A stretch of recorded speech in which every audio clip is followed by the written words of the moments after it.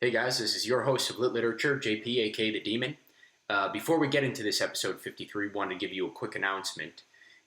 So we did actually make a mistake. This was my bad. We had some file alignment issues, and we released episode 53 originally as a duplicate of episode 27. For those of you who caught it, thank you very much. We are correcting that, and we are releasing the actual episode 53 now. Unfortunately, and as part of the reason that the files were misaligned, had to do with our audio file being corrupt. So the audio of this episode, unfortunately, is not quite as good, but it's on an iPhone, so it could be worse, and we think you'll still enjoy the conversation. So please enjoy. Cheers.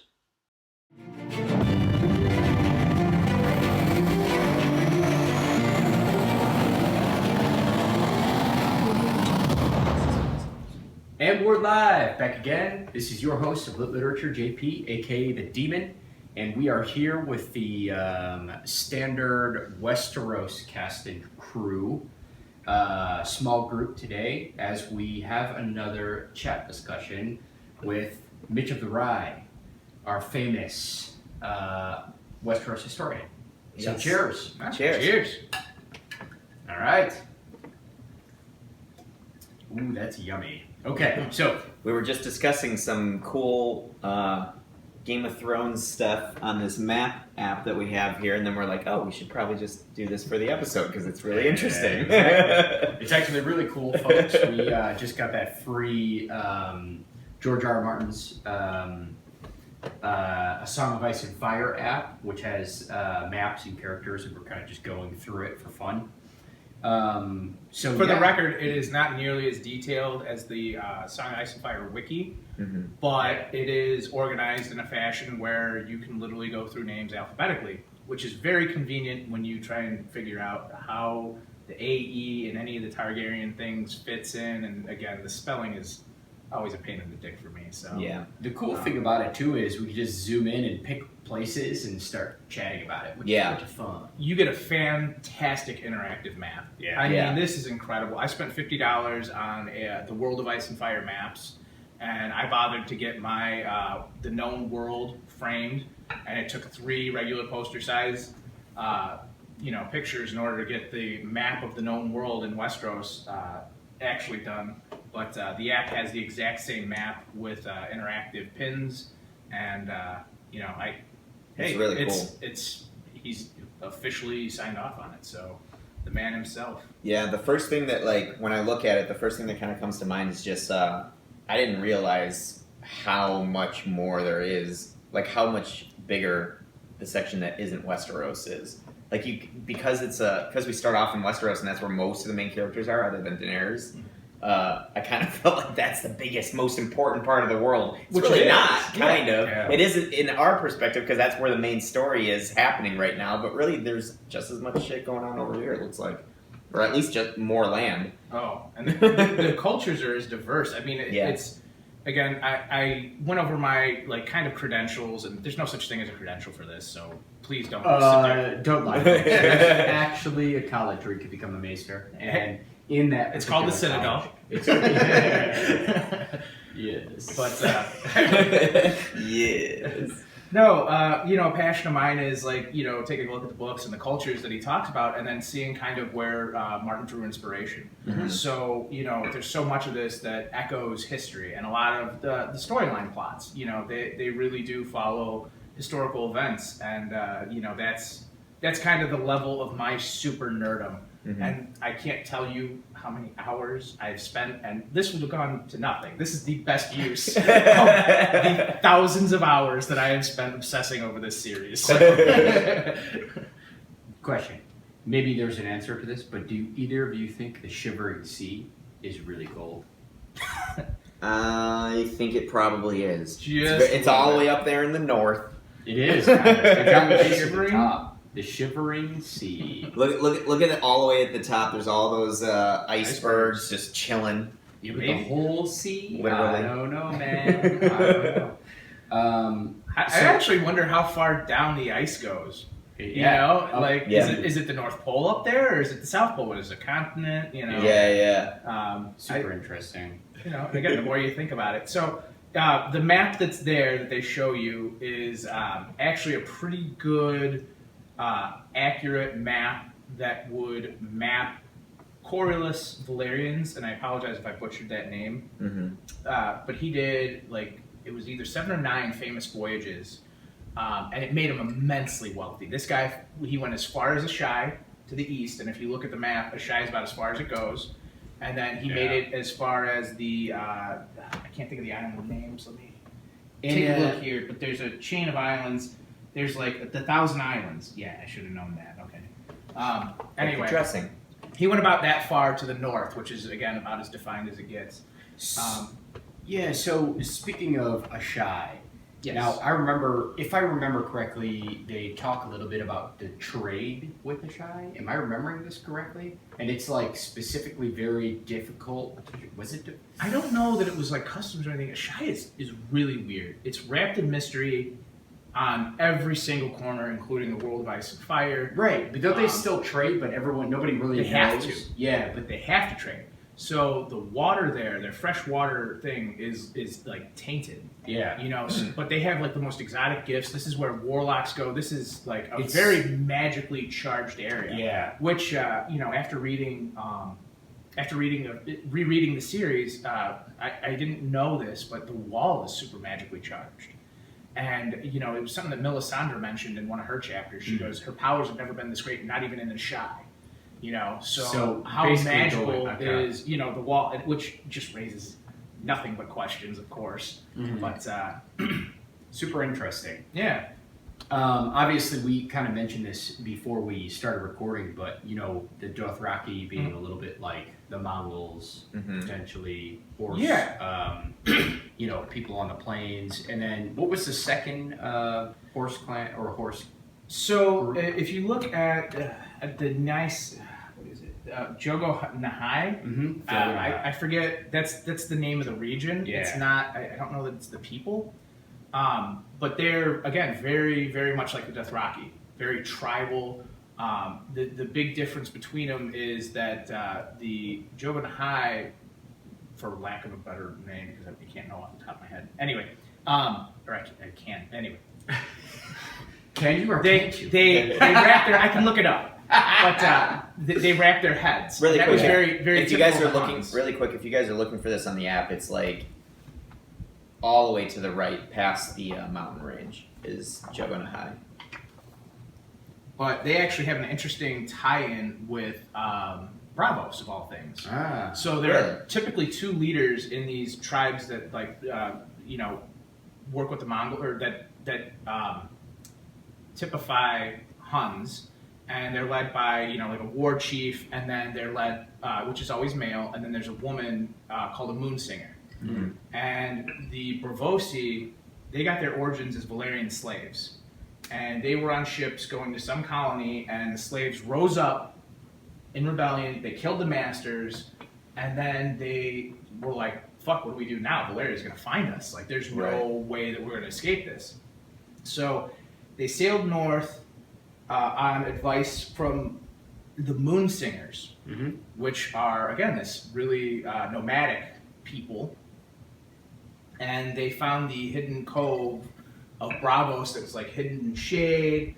Again, these like bunch of islands that you can build upon, and they created their own city, and it was actually called the Hidden City for the longest time because you could trade with them. Bravos was? Yeah, Oh. Bravos. Because this was when Valeria was at its height.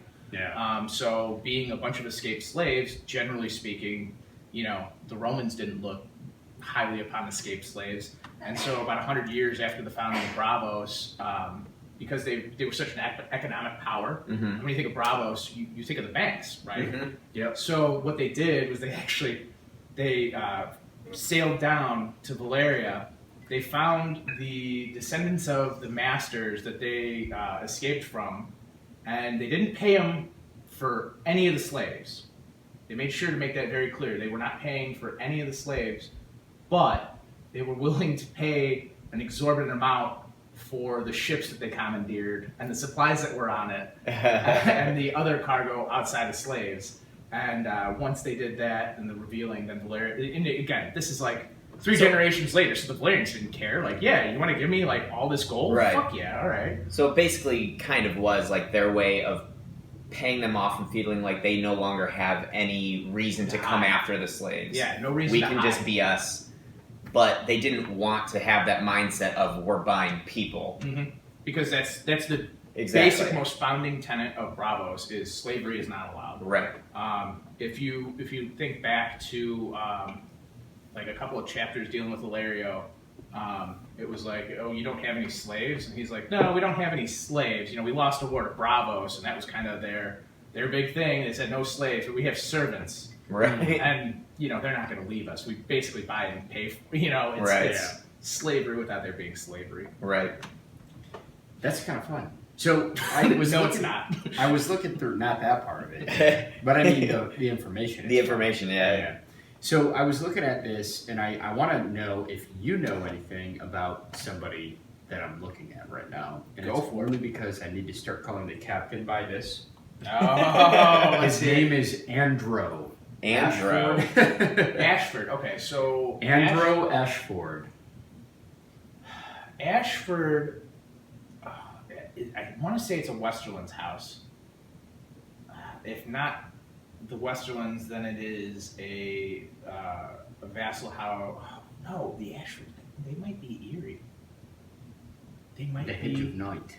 The heir to Is it Ashford. the Says here, Andro origin, Ashford? the- No. Oh, man, you know what? Yeah, you're right. No, it's the Reach. The Reach. It's the Reach. Yeah. Attorney at Ashford. Okay. Yes. Okay. So Tybalt? they. No, I don't know if it's the Knight or the Lord of Ashford. I'm pretty sure it's the Lord. Their sigil is an orange background, a white slash down the center of it, and I want to say a white sunburst. Oh, nice. We only really saw them in the Hedge Knight novella, and he was hosting the tourney that Dunk participated in that ended up turning into a trial by 7, which resulted in the death of the Hand of the King and heir to the throne.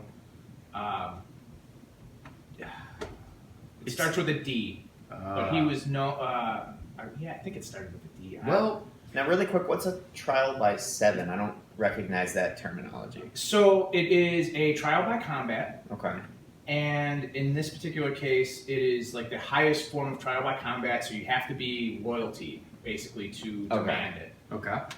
And what happened in the story was there was this guy named Aerion Targaryen, known as the Bright Flame, and he was sadistic, and he saw a bunch. He was very, very, very low in the line of succession. Okay. He was the third son of the fourth son of the ruling king, who was Darien the Good. And Aerion Brightflame stumbled across a puppet show where it was, like Florian and John Quill anyway, where the dragon was slain. Mm-hmm. And there was this beautiful, tall woman who was, dictating the puppets. And so he called it treason against the crown, and he proceeded to start breaking her fingers. Now, Aerion's younger brother, Aegon, who's known as Egg at the time, was squiring for this hedge knight named Sir Duncan the Tall. And Egg, in a moment of panic, because he liked the puppet show, he knew who this girl was, he knew that Dunk liked her, he didn't reveal himself, he didn't say anything, he ran to go get Duncan. And Duncan came tearing in there. He had this crush on this girl who was tall, he's like, he's really getting into this chick. Right. And here she is being tortured, and he's this big this guy's like 6'10" at the time, and he goes and he starts smashing this prince's face, right? Loosens a couple of teeth. Oh, jeez. Frickin', it's 3 guys that are trying to throw him off, and he's still like getting at him. So, do you think he could have taken the mountain? that's a good question. At that particular time, no. No. The Mountain is such a ferocious warrior, and he's so battle-hardened that Especially I would now. say no. Yeah, I would say no.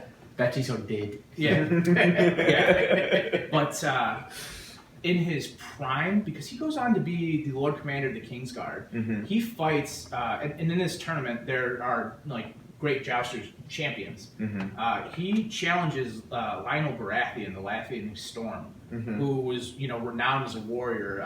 He was famous in this tournament for if you had a crest on your helm. Uh-huh. He was such a good horseman that he would knock the crest off of your helm, and then he'd take it and he'd throw it to the commons. That's how good he was. So he was very, very clearly a skilled warrior. And at a certain point, they had a trial by combat against one another, and Duncan beat him into submission without killing him, and allowing him to live and continue on. So when you say trial by 7, Yeah. Getting to the point. Yes. So. we let him go on a tangent there. Well, this is basically telling the whole story. We probably should have started with this, but spoiler alert! It always is. The only time it won't be, we will actually let people know that there aren't spoilers. But for the most part, everyone who's in these is either reading with us or just looking for information. So, all these you should be done with all the books. Yeah. The history of Westeros. Or at least open to information that will come from these sources. Right. So the trial by 7, as a prince of the realm, he claimed that Dunk was guilty. His father Maekor was, tending to be on his elder son's side because just a bunch of bitter. It really had nothing to do with whether Dunk was innocent or not. He was just ashamed at the actions of all of his sons, and he thought that this was the most honorable way out. And then you had Egg, who was 10 at the time. You had his eyewitness saying, he basically came down to there's no way to prove or disprove his claim, and it comes down to you attacked a royal prince. Right. And that's not something that we can allow. Right. And so he talks to the, they decide to go through with a trial by combat to prove Dunk's innocence. And he was innocent. He did, he was just in defending this girl. But again, he had to strike a royal prince in order to do that. So it was pretty sketchy, and the combat went down. Dunk lived, Aerion Brightflame lived, but the heir to the throne died. This is one of the weirdest, creepy. I don't even know if this is absolutely true. But it was pointed out by Preston Jacobs that the order in which the knights I don't know if it's that champion Dunk or if I think it was the order of the knights the champion Dunk. So she started off betrothed to a Baratheon. Lionel Baratheon fought for Dunk. She was then married. Oh no, okay. So this is the champions. This is not the trial by 7. These are the champions at the tournament of Ashford. So one of them was Lionel Baratheon. She was betrothed to him. Another one was Leo Tyrell, and so there was speculation to try and get her to marry a Tyrell. She ended up marrying Tyrion Lannister. It was the Grey Lion that was another champion. Here is the really fun part. It was a Hardang. And if you read the books, you would know that Littlefinger is trying to betroth her to Humphrey Hardang, who is the heir to the Vale through his mom being the sister, again, the whole thing. And then there's another Humphrey. So it'll be very interesting to see what happens to Sansa, because she has followed, all of those great houses and the random dude that's significant. So look into that theory. Well, it does seem like, also really quick. I forget exactly what the thing was, but there was a thing that we noticed in one of the last episodes that we did with you, where we noticed a pattern of George R.R. kind of taking something that happened, and then later almost the same thing happened again. He is the king of parallels. Yeah. There's not a parallel there's not one storyline that isn't paralleled in some way. Yeah. If you look at Arya and Sansa, you're both trapped at the Red Keep. You both make an escape. You both kind of have to lie about who you are. Right. You know, granted, they're very different in how it actually went down. Right. But, you know, Sansa was complicit in the murder of Joffrey with the thing. And, you know, people are defending her and they're killing people.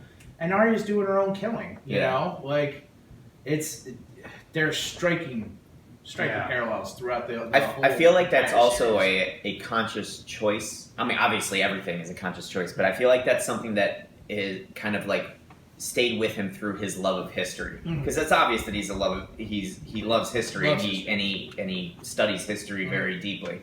And I feel like that's something that, you know, I mean, like one of the tenets of history is if you don't learn your past, you're doomed to repeat it. Yep. You know?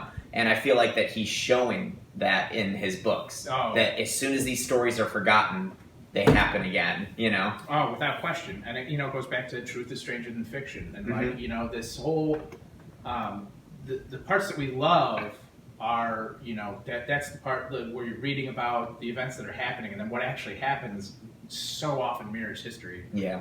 It's incredible.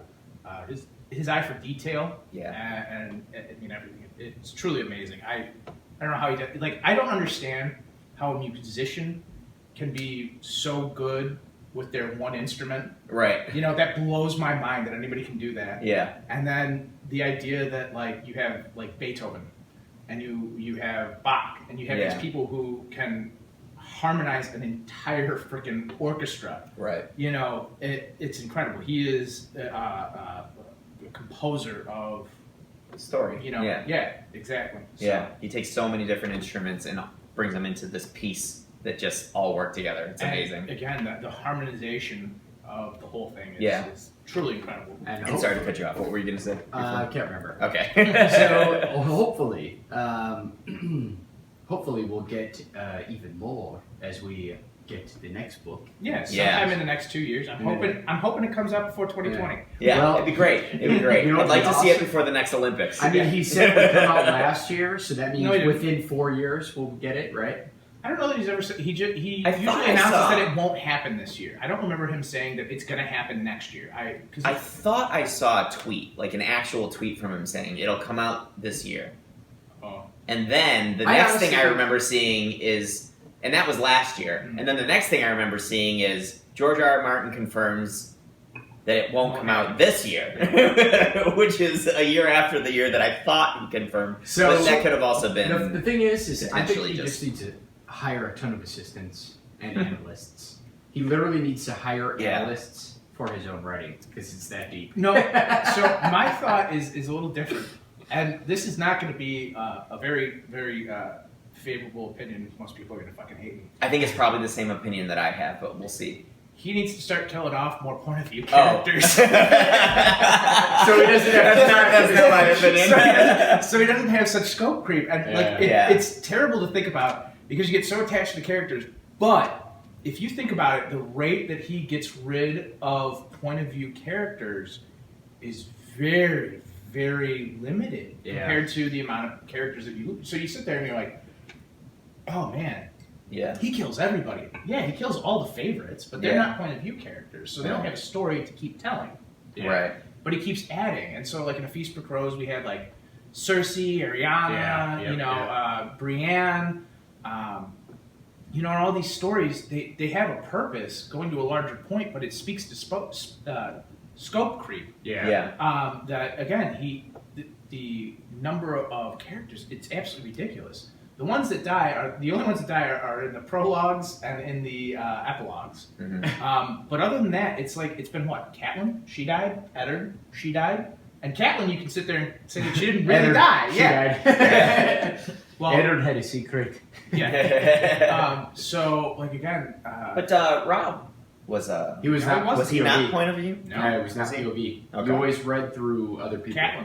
Catelyn was that was how you got his story. Okay. Yeah. You know, Tyrion is pretty much the most interesting story, and he's the point of view that you want. You know, it's crazy because even Sanderson talked about this when he took over Robert Jordan's Wheel of Time. Oh, and he said the first thing that he realized is that out of 1,700 characters, he needed to do he needed to very quickly either kill people or tie off their stories so that he could actually move on with the true story. If you weren't hold from on really quick. Emmonsfield, Was that you exaggerating, or are there really 1,700 characters in that Sure. series? I would remember really be surprising. So I That's remember crazy. he mentioned it in his podcast. Yeah.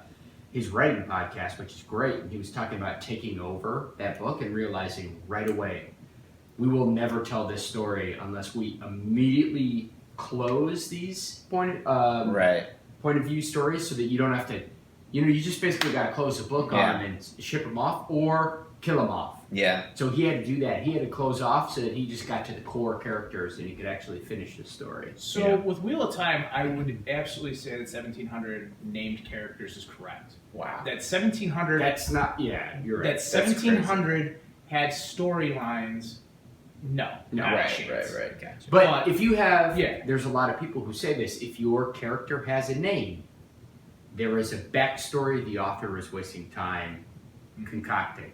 Or at least spending. But the nice thing about Martin, and I think Wheel of Time did it a little bit too, is that you have, like houses. Yeah. So, okay, we've seen two siblings of Tywin Lannister. Yeah. Two of them are dead. Yeah. They have nothing to do with the story. Genna is very limited. She's only in like 2 chapters.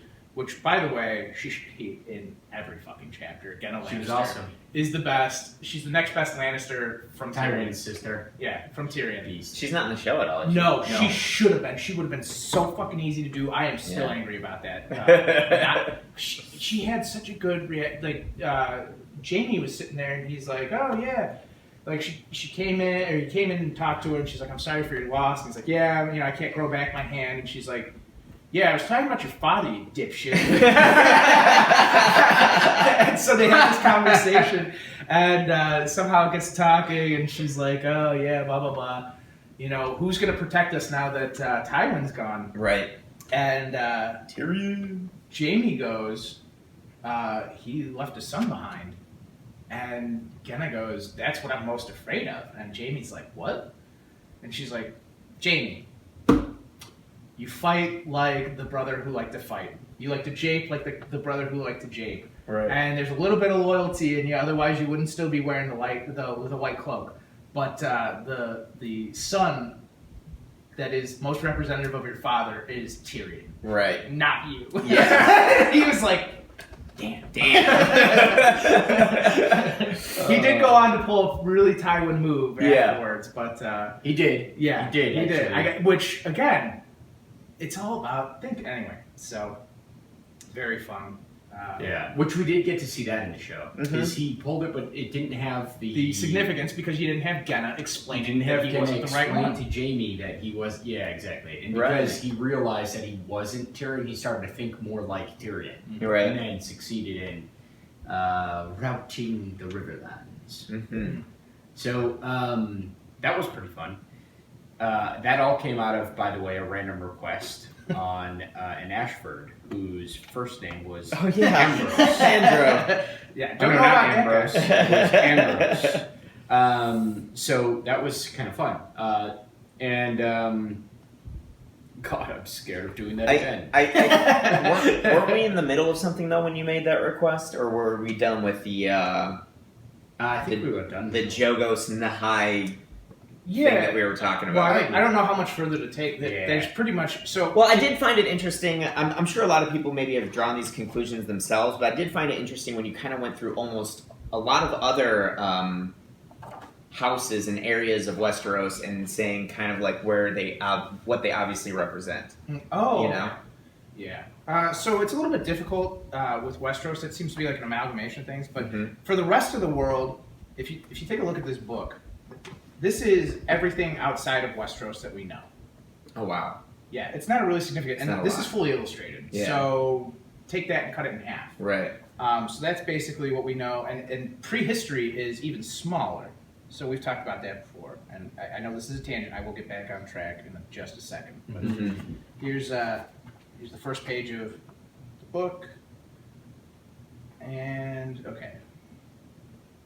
Here is the Conquering.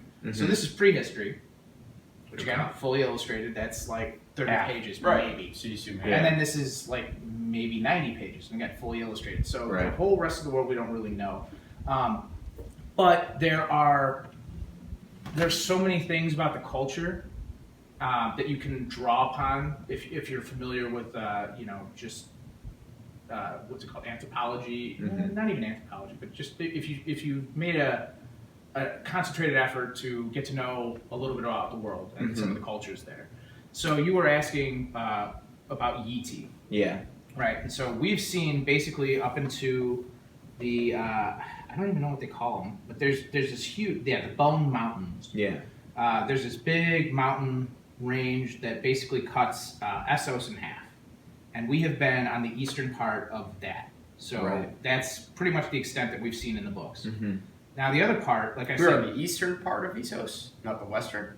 Oh, I'm sorry. That is correct. The western part. Oh, yep, okay. My bad. You scared me for a second. No. Whoa, dude. We've been all over here in these areas you've never heard of. So they talk about like the fabled lands of Yeti. Now Yeti is a little bit like it's a little bit odd, and it's not a direct translation from this one culture and that this is clearly right. Yeti is a little bit weird in that it's a quite a few. So the illustrations they talk about an emperor. It very much sounds like the Chinese history, right? So you have vast amounts of population, very organized with a bunch of roads. Right. But the continent itself physically resembles India, and it's a tropical environment on somewhat of a peninsula. And again, so you have this combination of two things. It's not. I'm not going to say definitively that it's obviously Chinese living in India, right? Because China has its own. It's big enough to have its own. Climates. And there's plenty of jungle climates in East Asia. Yeah, so exactly. If you think about it being East Asia as a whole, you're probably right on the dot. Because I'm even looking to have it. That's where the Jade Sea is. Yeah. And so, kind of like shoehorning it into two, as opposed to all of it. Lang Ma. Yeah. I would say that it's Chinese. So Lang is actually kind of a little bit like Japan. And again, there's a creative twist to this. It's an island. The island of Lang has the largest group. They're like really tall, so they're the tallest people in the world. Like just as a race, like Samoans are huge. Like, right.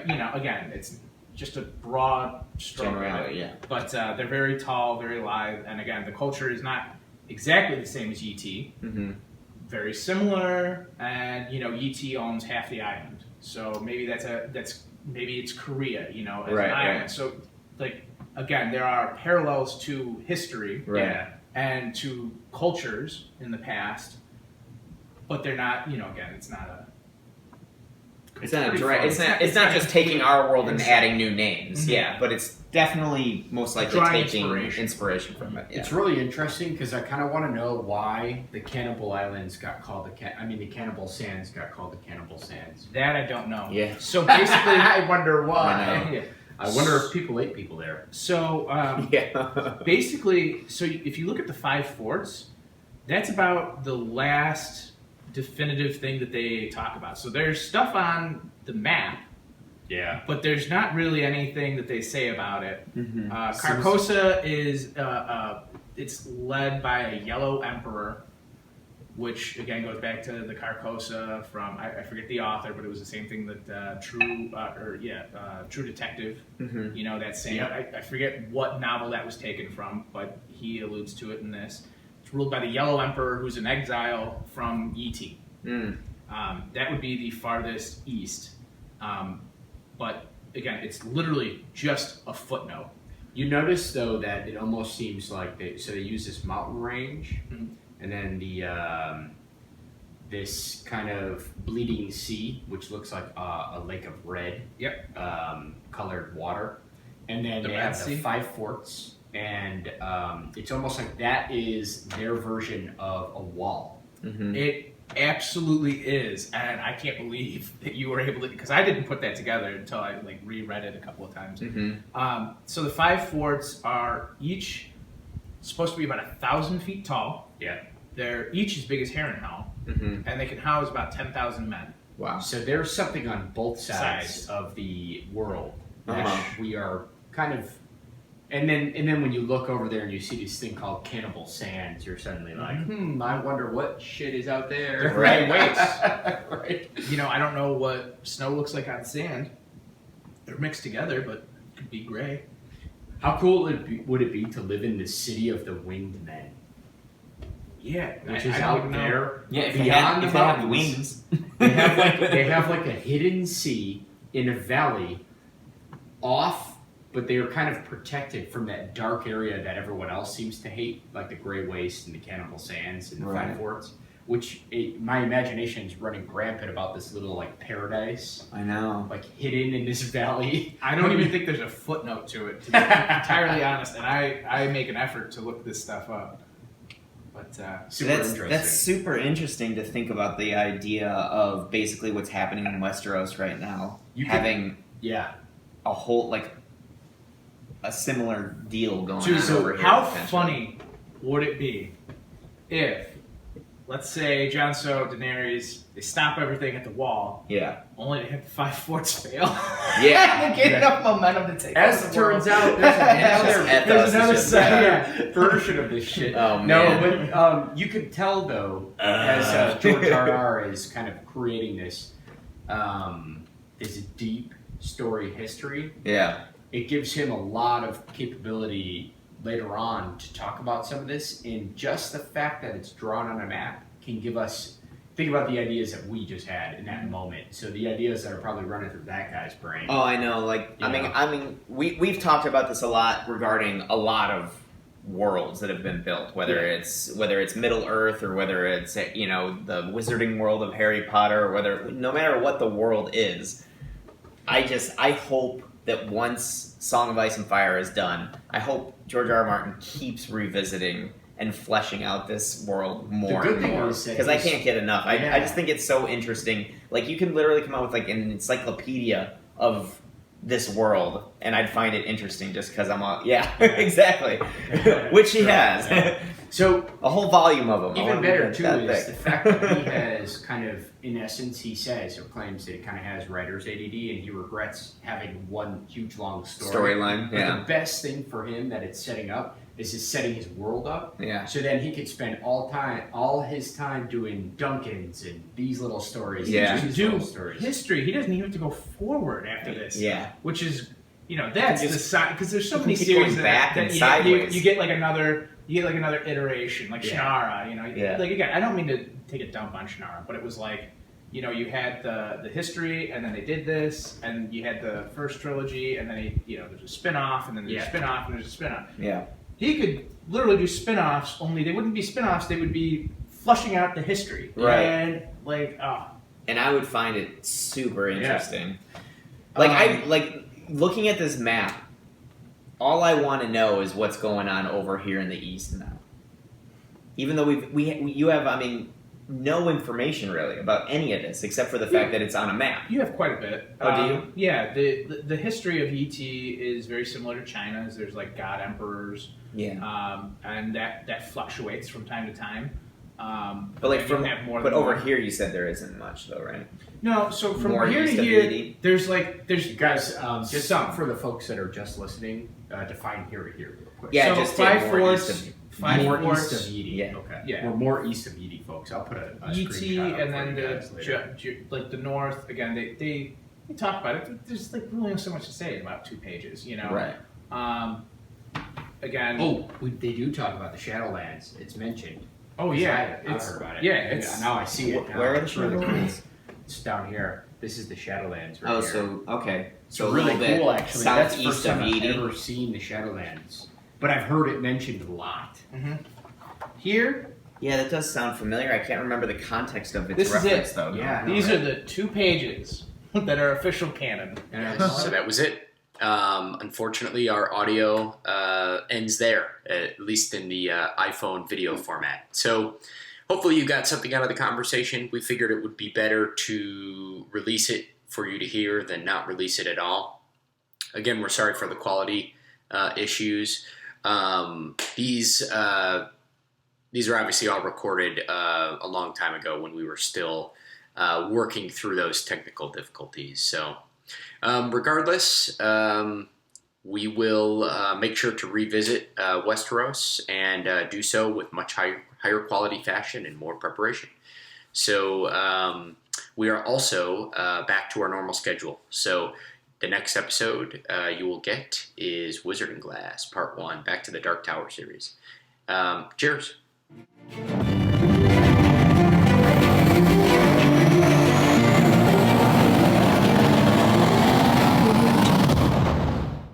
Thanks again for joining us for this episode of Lit Literature. If you liked us, please check out our social media at Lit Literature 1 at Facebook, Twitter, and Instagram. And don't hesitate to join in on the conversation. We appreciate the conversation, the questions, book recommendations, anything of that sort. Join in right on the social media websites. And don't forget to check us out at our website, litliterature.com, and our upcoming projects, though there aren't many now besides Lit Literature, you can find at lyket.net, Lyket. We do have a Patreon account, but if you truly want to support us, please like and share. Cheers.